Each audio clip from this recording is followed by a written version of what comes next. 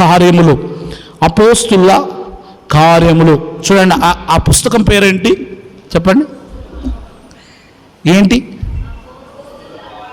అపోస్తుల కార్యములు. English it says acts అని రాయబడింది. యాక్ట్స్ అని రాయబడింది. అపోస్తుల యొక్క కార్యములు అంటే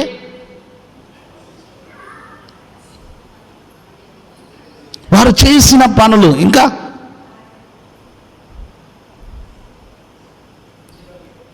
తరిగొప్పుల వారి కార్యములు అంటే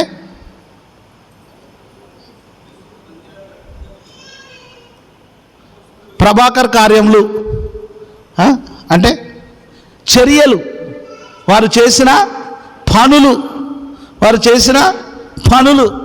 అపోస్తుల కార్యములు రాసిన వారు ఎవరు అంటే వైద్యుడైన లూకా.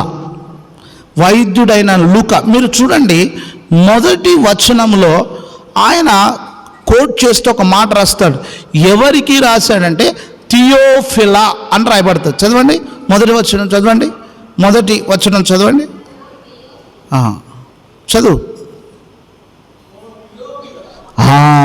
ఎవరికి రాశాడు? అదొక వ్యక్తి పేరు. ఆ థియోఫిలా ఎవరు ఏంటనేది తర్వాత చెప్తా, ఇప్పుడు చెప్ప. ఇక ఈ అపోస్తుల కార్యంలో మనం చూస్తే పరిశుద్ధ గ్రంథంలో 44వ పుస్తకం. ఎన్న పుస్తకం? 46వ పుస్తకమా? కాదు, 44వ పుస్తకం. మీరు చూడండి, ఈ అపోస్తుల కార్యం చివరికి వస్తే ఎన్ని అధ్యాయాలు కనబడుతున్నాయి మీకు? ఎన్ని అధ్యాయాలు ఉన్నాయి? 28. అంటే నాకు తెలియదా? తెలుసు, మీకు తెలుసుకోవాలని చెప్తున్నా. ఈ అపోస్తుల కార్యము 44వ పుస్తకం, 28 అధ్యాయాలు. అన్ని వచనాలు క్యాలిక్యులేట్ చేస్తే 107 వచనాలు ఉంటాయి మనకు. 107 1007 వచనాలు ఉంటాయి. పైన 0 తీసి జేబులో పెట్టుకున్నా కాబట్టి 1007 వచనాలు మనకు కనబడుతూ ఉంటాయి. ఈ వాక్యాన్ని చదివేటప్పుడు అందుకని చెప్తాను, బైబిల్ చదవడము ఎంతమంది అలవాటు చేసుకుంటున్నారు అంటే బైబిల్ చదివే వాళ్ళు చాలా తక్కువ. ఎవరు చదువుతారు బైబిల్? ఎవరు చదువుతారు సార్? శాతగానోళ్ళు, ఇంటికాడ ఉండేటోళ్ళు అని చెప్తూ ఉంటారు. మాకు పని వీలు కావట్లేదు సార్ అంటూ ఉంటారు. పరిశుద్ధ గ్రంథాన్ని చదవడానికి మనకు సమయము అనుకూలించకపోయినప్పటికీ నీకు అనుకూలించమైన సమయములో దేవుని వాక్యాన్ని చదవాలి.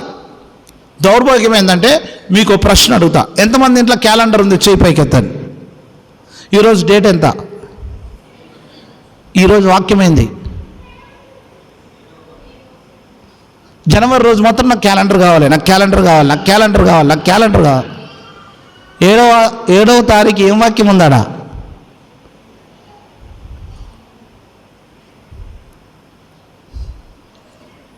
కష్టం. క్యాలెండర్ మాత్రం కావాలి. క్యాలెండర్లో ఉన్న వాక్యం పోని జూలై నెల ఏ వాక్యం ఉంది?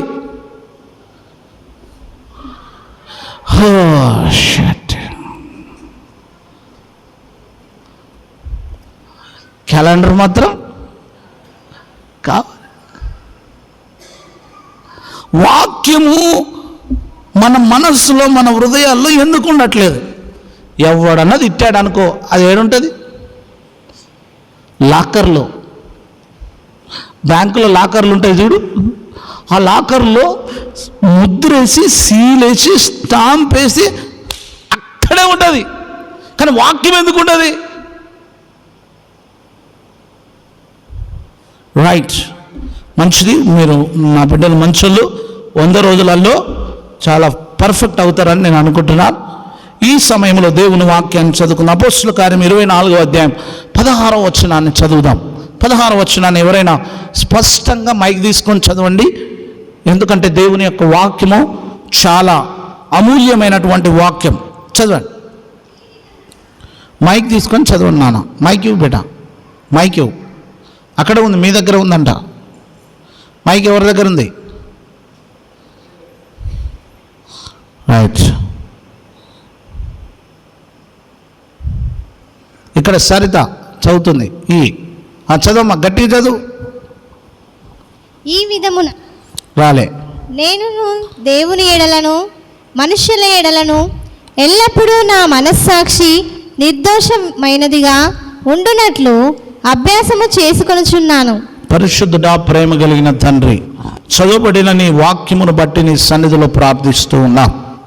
నీ దాసుడిగా కొన్ని నిమిషాలు మా బిడ్డలతో మాట్లాడుతూ ఉన్నప్పుడు పరలోకములో నుండి తేరి చూస్తున్న దేవుడు కనుక ప్రభువా, నీ సన్నిధిలో నాయనా నీ వాక్యము ఉన్నది ఉన్నట్లుగా ధ్యానించినట్లు సహాయం చేయమని యేసు నామమున ప్రార్థిస్తున్నాం తండ్రి, ఆమేన్. అక్కడ రాయబడిన మాట ఏంటంటే, నా మనస్సాక్షి.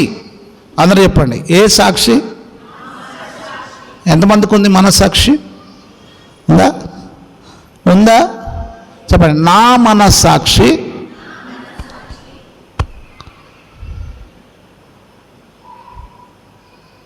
లూకా గారు రాస్తా ఉన్నారు, నా మనస్సాక్షి నిర్దోషమైనదిగా ఉండునట్లు ఏం చేస్తున్నాడట? అభ్యాసం అంటే ఏంది? ఎస్, బైహార్డ్ చేస్తున్నాడు, బైహార్డ్ చేస్తూ ఉన్నాడు. నా మనస్సాక్షి రోజు నిన్ను ఎవ్వరూ గద్దించనవసరం లేదు. రోజు నిన్ను ఎవ్వరు కూడా నువ్వు తప్పు చేస్తున్నావని గద్దించనవసరం లేదు. నీ అంతరంగముల్లో, నీ హృదయాంతరంగము లోతుల్లో నీ మనస్సాక్షి నువ్వు దోషి అంటుందా, నువ్వు నిర్దోషి అంటుందా? నీ మనస్సాక్షి నువ్వు సరి అయిన వ్యక్తి అంటుందా, లేకపోతే నీ మనస్సాక్షి అసలు నీవు ఏమి పనికిరావంటుందా? మన మనస్సాక్షినంట ప్రతిరోజు కూడా నిర్దోషమైనదిగా కాపాడుకోవాలట. మన మనస్సులో, మన హృదయ అంతరంగములో ఈ సాక్ష్యం ఎట్లుండాలంటే, నీ మనస్సు చెప్పాలి, ఈరోజు నువ్వు పర్వాలేదు, నీ జీవితం పర్వాలేదు. ఒక వేటగాడంట ఒక అతన్ని తీసుకొని వేటకు వెళ్ళాడంట. వేటకు వెళ్ళి ఆ వేటగాడు వేటలో వెళుతూ ఉన్నప్పుడు అడవిలోకి వెళ్ళాడు. అడవిలోకి వెళుతూ ఒక ఆయన వెంబడి పెట్టుకొని పోయాడు. వెంబడి పెట్టుకొని పోయిన వ్యక్తి ప్రతి 2 నిమిషాలకు ఒకసారి ఐఎమ్ సారీ అంటున్నాడు. ప్రతి 2 నిమిషాలకు ఒకసారి అయ్యో అయ్యో అంటున్నాడు. ఈయనకు అర్థం అవ్వట్లేదు. రాయి తలిగినా అయ్యో అంటున్నాడు. ప్రతి 3 నిమిషాలకు ఒకసారి, 4 నిమిషాలకు ఒకసారి ఆయన ప్రతిసారి అయ్యో ఇలా కావద్దు, ఇలా అయ్యేది కాకుండా అంటూ ఉన్నాడు. ఈ వేటగాడికి, ఏరా నువ్వు లోపల ఎందుకు మదనపడుతున్నావు, నీకు అసలు లోపల ఏమవుతుంది అని అంటే, నేను ఇప్పుడు పురుగును దొక్కినా అంటున్నాడు. అయ్యో పురుగు చచ్చిపోయింది అంటున్నాడు. ఈ వేటగాడికి అర్థం అవ్వట్లేదు. పురుగు చచ్చిపోతేనే బాధపడుతున్నావా? కొద్ది దూరం వెళ్ళిపోయాడు. కొద్ది దూరం వెళ్ళిపోయి ఎవరో ఎదురుపడ్డారు. వాడిని ఎక్కడికి వెళ్తున్నారని అడిగాడు. నిజం చెప్పాడు, అబద్ధం చెప్పేస్తాడు. మళ్ళీ కొద్ది దూరం వెళ్ళిపోయి నేను తప్పు చేసిన నేను అబద్ధమాను. ఎవరు రెక్టిఫై చేస్తున్నారు? దాన్ని రియలైజ్ చేస్తుంది ఎవరు? అసలు వాడికి మనస్సాక్షి. ఈ మనస్సాక్షి గడ్డించిన కొద్దీ అయ్యో అయ్యో అయ్యో అంటున్నాడు. ఈ వేటగాడు అంటున్నాడు, పిచ్చోడా, నేను ఎన్ని పాపిష్టి పనులు చేసినా నేను ఒక్కసారి కూడా అయ్యో అనా? నీకేమైందిరా గడికి అయ్యో అయ్యో అయ్యో అయ్యో అంటున్నావు అని అంటే, అప్పుడు ఆయన అంటాడు, ఏమంటాడు తెలుసా? శవాన్ని బూటుకాలుతో తంతే, శవాన్ని బూటుకాలుతో తంతే శవం కదులుతుందా? శవం స్పందిస్తుందా? అదే నీ బూటుకాలుతో నన్ను తాకేవనుకో, నేను స్పందిస్తా. ఎందుకు తెలుసా? నేను బ్రతికున్నా, నువ్వు చచ్చిపోయావు అన్నాడు. నీ మనస్సాక్షి చచ్చిపోయింది అన్నాడు. ఈ వేటగాడి కళ్ళు తెరబడాయి. నీ మనస్సాక్షి చచ్చిపోయింది. నీ మనస్సాక్షికి అసలు కదిలింపేలేదు. తప్పు ఒప్పులు చెప్పుతున్నా సరే, బూటుకాలతో తన్నుతున్నా సరే, నువ్వు చచ్చిపోయిన శవంలాగానే బ్రతుకుతున్నావు. కానీ నేను అలా కాదు. ఈ వాక్యము నన్ను గద్దిస్తే ఆ గద్దింపునకు నేను లోబడతా. తప్పు అని నా మనస్సాక్షి నన్ను గద్దిస్తే ఆ తప్పుకు నేను లోబడతా, దేవుని దగ్గర ఒప్పుకుంటా. ఇది పాపం అని తెలిస్తే పాపాన్ని ఒప్పుకుంటా అని చెప్పి తనకు చెప్పగానే ఆశ్చర్యపోయాడు. అదేంట్రా, నేను కదులుతున్నా కదా, నేను నడుస్తున్నా కదా, నేను వేటకు వస్తున్నా కదా, నేను మంచుకున్నా కదా, నేను ఎట్లా చచ్చిపోయినట్టు?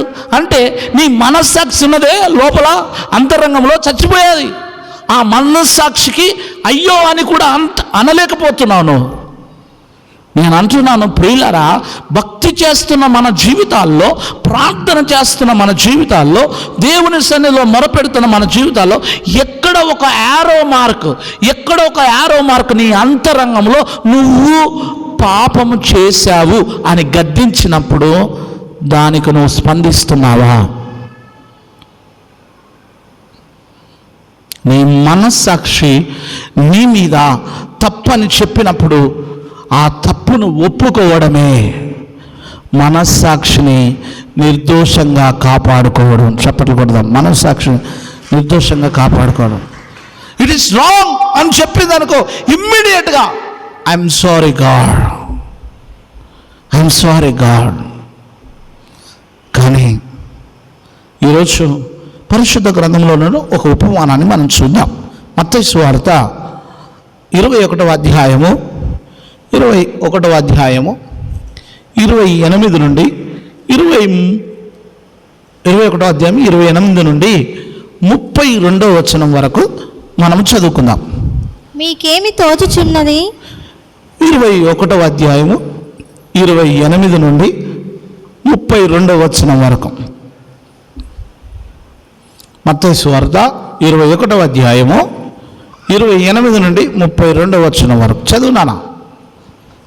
మీకేమి తోచుచున్నది? ఒక మనుష్యునికి 2 కుమారులుండిరి. అతడు మొదటివాని యొద్దకు వచ్చి కుమారుడా నువ్వు పోయి ద్రాక్ష తోటలో పని చేయమని చెప్పగా వాడేమన్నాడట?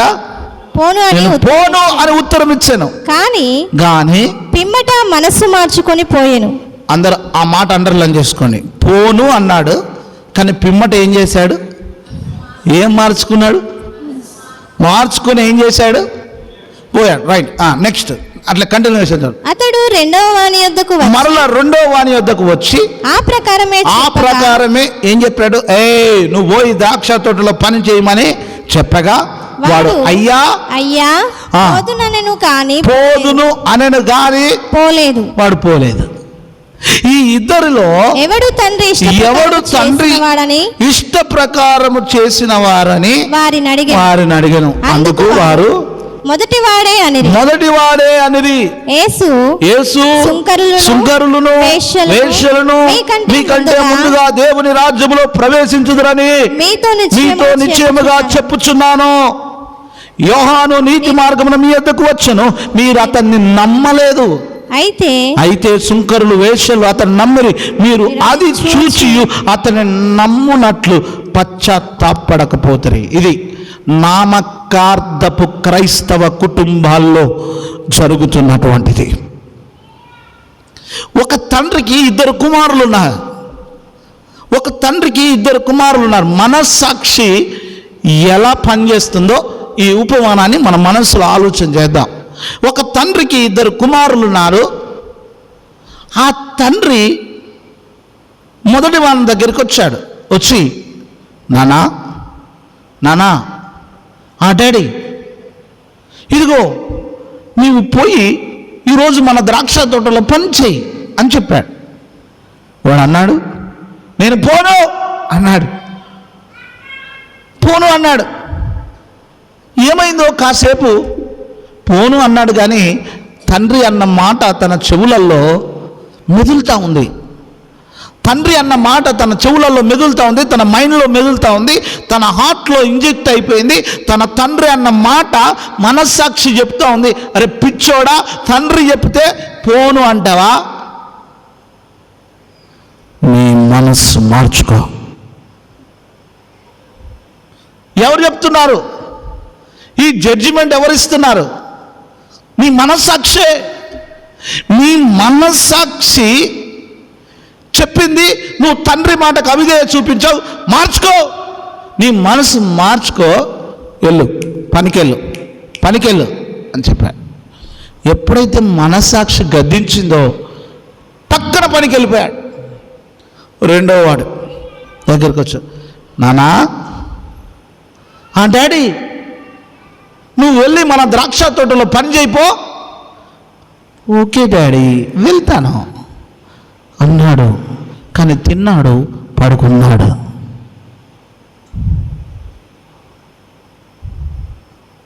ఏం చెప్పాడు?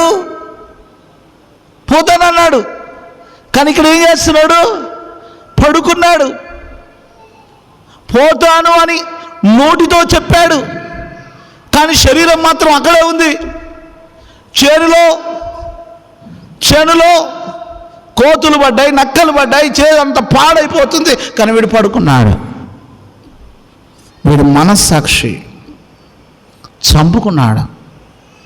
మాటల యోధుడు, మాటలు మస్తు చెప్పేస్తూ ఉంటాడు. మాటలు చెప్పే క్రైస్తవుడు ఎప్పుడూ దేవునికి అక్కర్లేదు. మాటలతో మూటలు కట్టేవాడు దేవునికి అవసరం లేదు.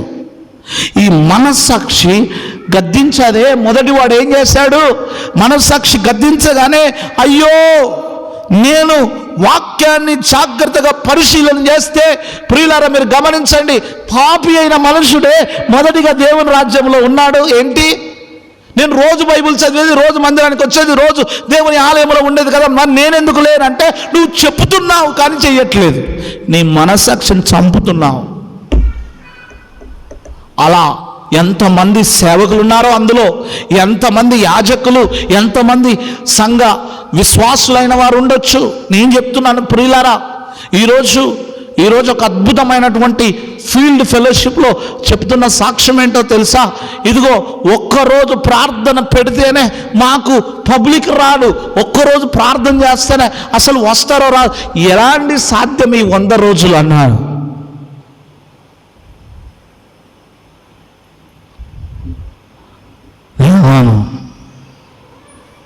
నా నిబంధన దేవునితో చేసుకున్నాను, నా నిత్య నిబంధన దేవునితో చేసుకున్నాను. నా మనస్సాక్షి చెప్తుంది రోజు ఆలయంలో ప్రార్థన జరగాలి, కానీ పరిస్థితులు చెప్తున్నాయి సప్పుడేగా తిని ఇచ్చిన జీతం తీసుకొని పడుకో.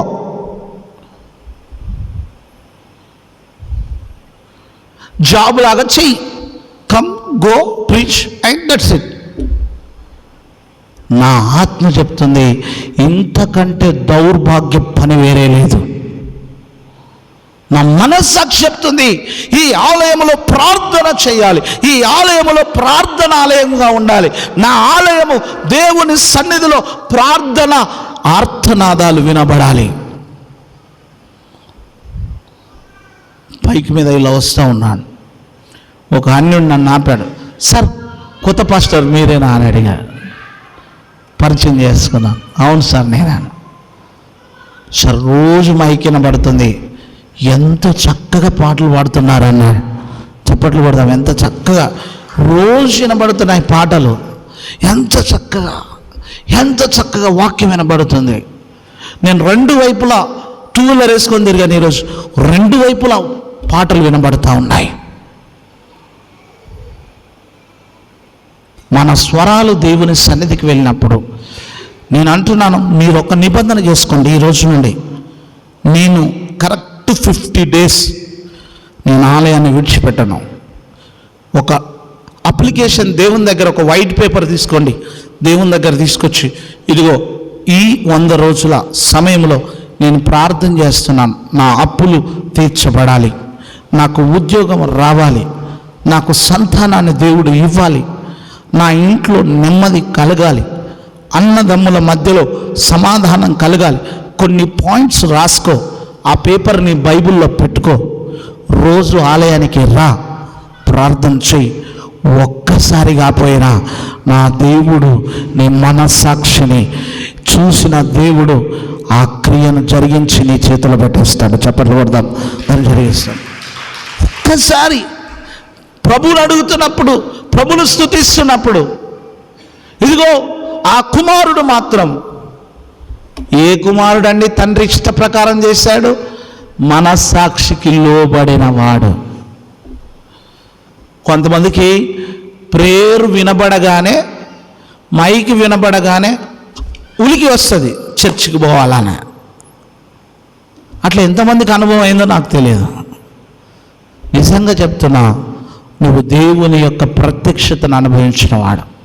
కానీ నీకు మైక్ సౌండ్ వినబడ్డా కానీ అన్నా అనుకో, నీ మనస్సాక్షి చెప్తుంది పో చర్చికి అంటది. నువ్వే చెప్పలే తిని పండుగ అయిపోయాను చాలా. పొద్దున పత్తి చేనులో పత్తి వేయాలి, విత్తనంలో పోయాలి, రైతు మనస్సాక్షి ఏం చేస్తున్నావు? చంపేస్తున్నావు.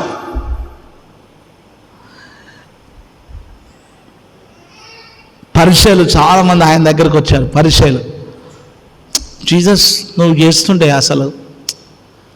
అసలు ఎట్లా లాజర్ లేచిండు ప్రభువా, గుడ్డివాడు ఎట్లా చూసిండు ప్రభువా. ఇదంతా పరిచయల బ్యాచ్.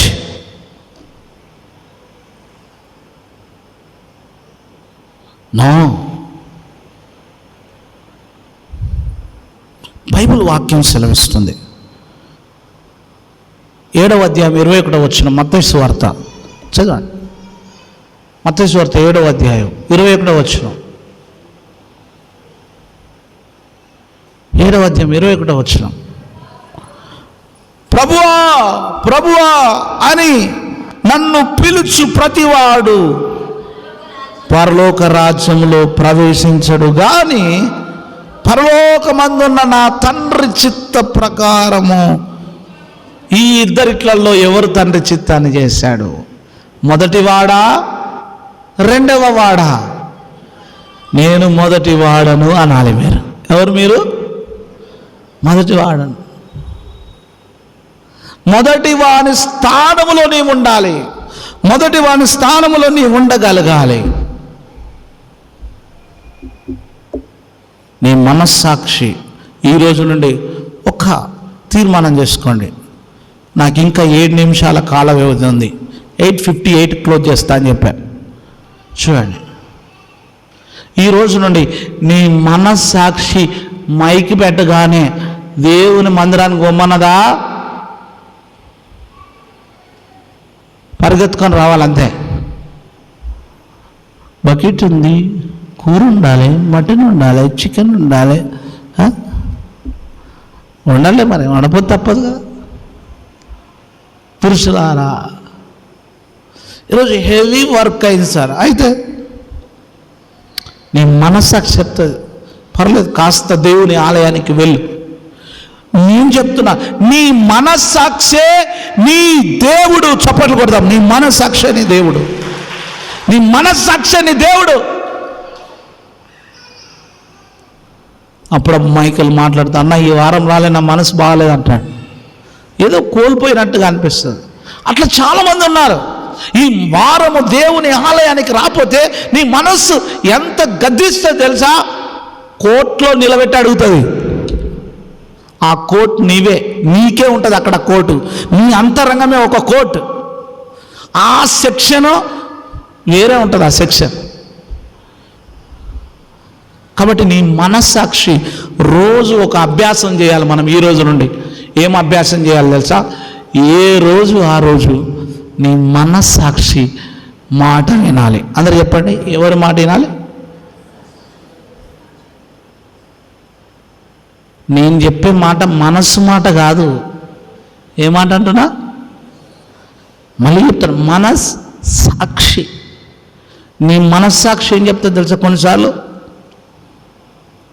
ఎవరికన్నా హలో ఇచ్చినావు అనుకో, నీ గోళ్ళు పెరిగినాయి అనుకో, వాడు చూసి అటు ఇటు చూసి సపడేకుంటాడు. నీకేం సీఎం నాకు గోళ్ళని పెరిగిన బుద్ధి లేదు నాకు. ఎవరు చెప్తారు ఈ మాట? ఎవరు ఆ మాట వినాలి మనం. వాడు చెప్పేది బుద్ధి లేదురా, గోళ్ళు కట్ చేసుకో, తలకాయలు అనదాకుంటావా? అద్దంలోకి వెళ్ళావు, నీ జుట్టంతా పెరిగింది, ఆ జుట్టును అటాని ఇటాని ఇటాని అటాని అటాని ఒక 66 ఎంటికలు పోతాయి. అరే నీ జుట్టు బాగలేదురా అనదాకుంటావా? కొంతమంది జుట్టు బాగలేదని చెప్పరు.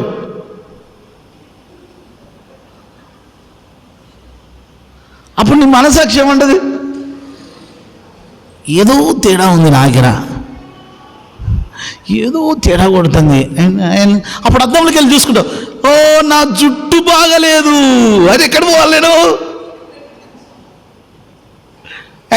మీరు చూడండి, అందరు నడుచుకుంటూ పోతుంటే మీరు ఏం చూడరు, కానీ ఒక పిచ్చోడు నడుచుకుంటూ పోతే మీరు కంపల్సరీ చూస్తాడు.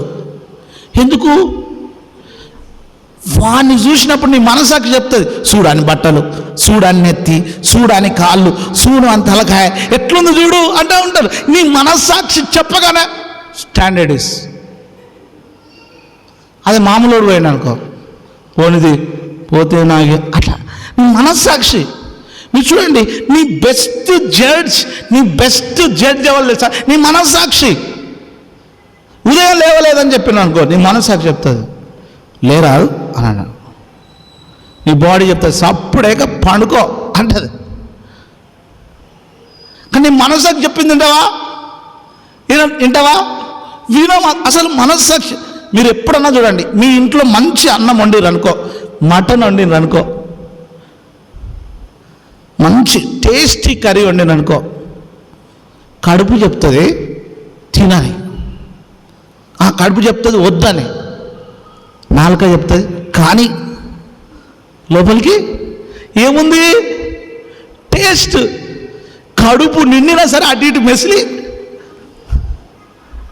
ఎందుకు? ఇంకా 2 నిమిషాలు ఉంది నాయన. ఏం చెప్తా అప్పుడు? సీరియస్ చూస్తూ కొడతాడు. ఏం చెప్తా అప్పుడు? మనం ఏం చేస్తాం? నాలుక టేస్ట్, మనసాకి చెప్తుంది వద్దురా. ఎగ్జాంపుల్, షుగర్ పేషెంట్స్ తీసుకుందాం. షుగర్ పేషెంట్ ఏమంటే తెలుసా? థమ్స్అప్ తాగొద్దు అని రూల్స్. మరి మనసాకి చెప్తుంది తాగితే షుగర్ పెరుగుతుంది, మళ్ళా ఈ ప్రాబ్లం అవుతుంది, ఇది అవుతుంది అని తెలుస్తుంది వాళ్ళకు. కానీ పోనీ కొంచెం భయ రాదు. హలో ఏమంటారు? కొంచెం భయ రాదు. అప్పుడు నీ మనసాక్షి కూడా ఇక అడ్జస్ట్ అవుతుంది. పోనీ అంటది. కానీ అది తప్పని ఖచ్చితంగా నీ మనసాక్షి చెప్తుంది. అది తప్పురా, తాగొద్దు తప్పురా అంటే ఆ తప్పని చెప్పిన మనస్సాక్షి మాట మనం వినం. ఎవరు వింటాం తెలుసా? మనస్సాక్షిని సైతం చంపే మనుషుల మాట వింటాం. ఒక అభ్యాసం చేద్దాం, ఈ రోజు నుండి ఒక ప్రాక్టీస్ చేద్దాం. ఆత్మలో ఎలా అయితే ప్రార్థన చేస్తున్నామో, నీ ఆత్మ గద్దించిన దాన్ని చెయ్యకుండా జాగ్రత్త పడదాం. చప్పట్లు కొడదాం. నీ ఆత్మ ఇక గద్దించిన దాన్ని ఆత్మ చేయకుండా జాగ్రత్త పడు.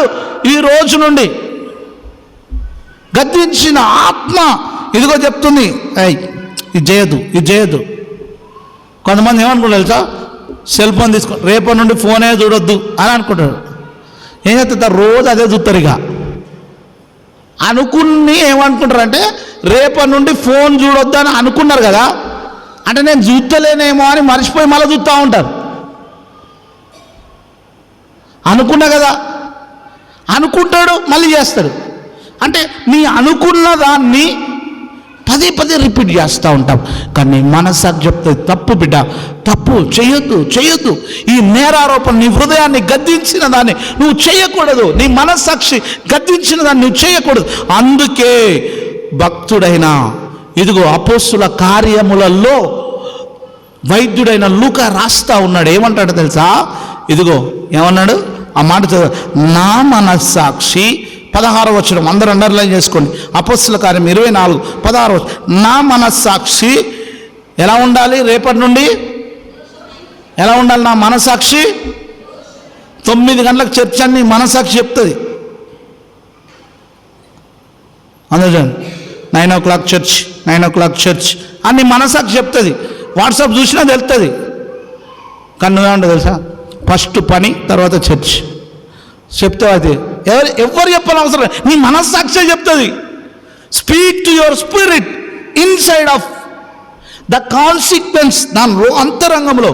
అందుకే ఈ మనస్సాక్షిని కాపాడుకుంటే నీ భక్తి కాపాడబడుతుంది, నీకు ఆశీర్వాదం ఉంటుంది. అందుకే అంటాను, నీ మనస్సాక్షిని శుద్ధిగా పెట్టుకోవడం అలవాటు చేసుకోండి. కొన్నిసార్లు ఎవరితోనైనా ఏదైనా మన మాట చెప్పినప్పుడు ఆ మాట మనం పాటించినప్పుడు మనకేమనిపిస్తుంది తెలుసా? మన మనస్సాక్షి వాణ్ణి నేరుగా కళ్ళల్లో కలపెట్టి చూడనివ్వదు. ఎందుకు చేస్తా? నువ్వు తప్పు చేశావు అని ఫస్ట్ నిలదీసేది ఎవరు తెలుసా? నీ మనస్సాక్షి. ఆ మనస్సాక్షి పరిశుద్ధాత్మ దేవుడు. చప్పట్లు కొడదాం. పరిశుద్ధాత్మ దేవుడు, పవిత్రమైన దేవుడు. ఆ పరిశుద్ధాత్మ దేవుడు నిన్ను మనస్సాక్షిలో గద్దిస్తున్నప్పుడు నీవు నిర్దోషమైనదిగా కాపాడుకుందాం. కళ్ళు మూసుకుందాం, ప్రార్థన చేద్దాం. ప్రభువా, నా మనస్సాక్షిని నిర్దోషమైనదిగా ఉంచు, నిర్దోషమైనదిగా ఉంచు. దేవానికి స్తోత్రం. ఈ 1 minute, 1 నిమిషం అందరూ ప్రార్థన చేద్దాం. Let's pray. చివరి ప్రార్థన, చివరి ప్రార్థన, చివరి ప్రార్థన. ఎవరైనా ఒక్కరు ప్రార్థన చేస్తారా? ఎవరైనా ఒక్కరు?